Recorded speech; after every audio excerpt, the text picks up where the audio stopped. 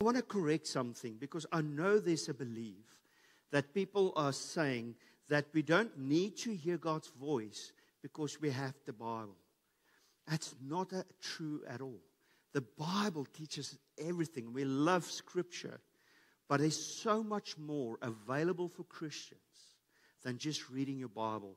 I've discovered when I read the Bible, God does speak to me through Scripture. And He opens it up to me, make it a revelation, something new. But sometimes when I pray, God speaks to me and say, this, this, and this. And it's not necessarily something, a scripture. I can remember a few times.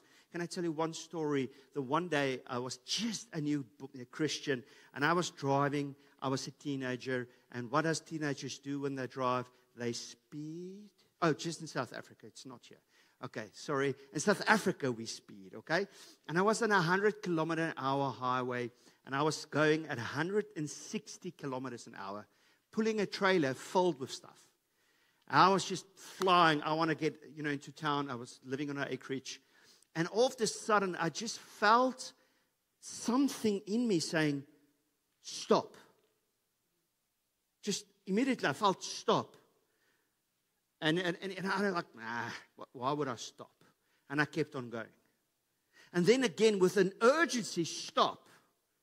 And again, I ignored it. And a third time, with a greater urgency, stop, stop, stop. And I just slammed my foot on the brake. I didn't know why, but I just felt something saying, seriously, urgently, stop. And as I slammed on the brake, someone skipped through the traffic sign over in front of me and turned in front of me.